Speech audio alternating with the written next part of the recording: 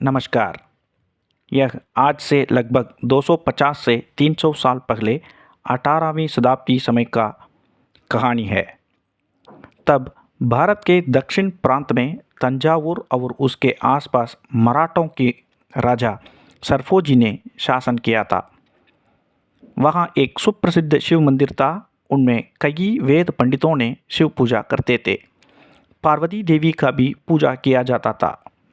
वहाँ के सुब्रमणी नामक वेद पंडित ने शक्ति उपासना करते थे। उनको ज्योतिष शास्त्र में भी अपार ज्ञान था। पूजा, हवन इत्यादि से लेकर शादी तक शुभ मुहूर्त रखने के लिए वहाँ रहने वाले लोग सुब्रमणी से ही सलाह लेते थे। उनके अपार ज्योतिष शास्त्र ज्ञान के बारे में राजा सरफोजी तक खबर पहुँचा। उसके बाद राजा सरफोजी ने अपने घर और दरबार में होने वाले सभी शुभ कार्यों के लिए सुब्रमणी से ही सलाह लेना शुरू किया। पार्वती देवी के प्रति अतीत भक्ति श्रद्धा रखने के कारण मंदिर आने वाली सभी स्त्रियों को सुब्रमणी ने देवी के रूप में ही देखने लगा। कठोर शक्ति उपासना के कारण दिन ब दिन देवी के प्रति उनका भक्ति श्रद्धा बढ़ता जा रहा। मंदिर के अंदर अकेले बैठकर देवी से बोलने लगा। देवी की वाणी सिर्फ सुब्रमणी के कानों तक पहुंचा। इसलिए वहाँ के सग पुजारी पंडित लोग सुब्रमणी को पागल समझने लगे। इस खबर राजा तक पहुँचाए, मगर सुब्रमणी ने इसमें ध्यान नहीं दिया। वह सदा देवी पार्वती के नाम उच्चारण और विशेष रूप से शक्ति उपासना में ही ध्यान दिया।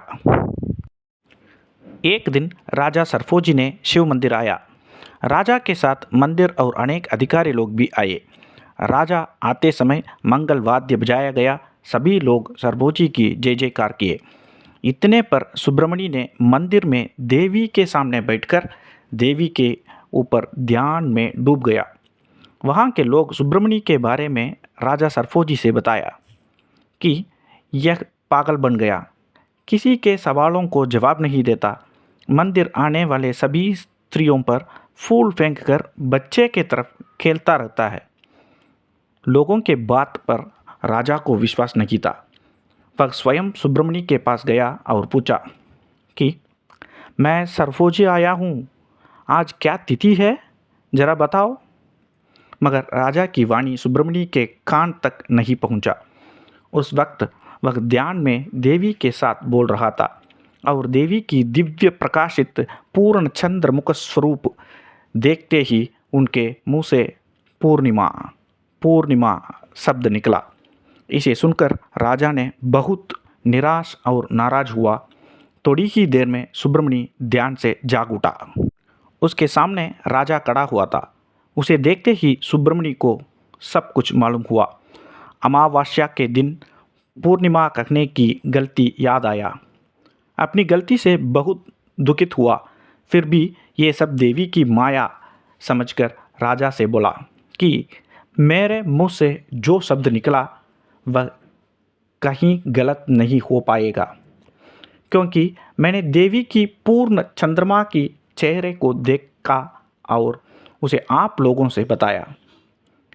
इसमें मेरी गलती कुछ नहीं है। अगर देवी के प्रति मेरा भक्ति सच है तो आज आकाश में पूर्ण चंद्र दिखाई देगा। सुब्रमणी के इस वाणी सुनकर सब हंसने लगे। वहाँ के एक पंडित ने बोला कि सच ये एक पागल है। पूर्ण अमावस्या के दिन आकाश में चंद्रमा का दर्शन कैसे पा सकते हैं? ये पागल होने के बावजूद हम सब लोगों और राजा को भी पागल समझता है। इसे सुनकर राजा ने क्रोधित होकर सुब्रमणी को सजा देकर वहाँ से चला गया। राजा के आज्ञानुसार वहाँ आग लगाया गया।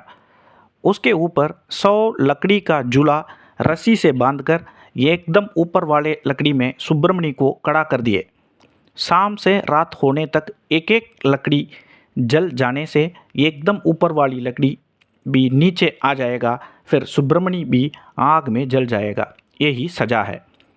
सुब्रमणी को ऐसे विपरीत दंड यानी सजा दिया गया। सुब्रमणी भी उसे मान लिया और बोला, अगर देवी चाहेंगी तो मुझे बचा लेगी, नहीं तो मैं प्राण परित्याग करने के लिए भी तैयार हूँ। हर एक लकड़ी जलने से एक एक कविता रचा।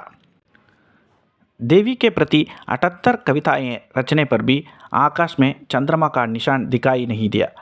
तब सुब्रमण्य ने वैराग्य से बोला कि इतना होने के बाद यह धरती में जीवित रखने में कुछ मतलब नहीं है। देवी माता, मुझे अपने साथ ले जाओ। यही अर्थ के 79वीं कविता सुनकर देवी ने उसे बचाने की निर्णय लिया और अपने कानों से एक हीरा की बाली यानी कुंडल को आकाश में फेंका। देवी की कुंडल के प्रकाश लाखों चंद्रमा के समान था। इसे देखकर वहाँ के लोग घबराए। इस खबर राजा तक पहुँचाया। राजा सरफोजी भी वहाँ आया। तब सुब्रमण्य को देवी अभिरामी के साक्षात रूप दर्शन प्राप्त हुआ। राजा और सभी लोगों को देवी की पवित्र वाणी भी सुनाई दी। सुब्रमण्य की कठोर तपस्या और देवी के प्रति भक्ति के बारे में देवी ही स्वयं सबको बताया। फिर राजा और सभी लोग सुब्रमण्य से माफ़ी मांगा। देवी की वचनानुसार सुब्रमण्य ने और 21 कविता रचा।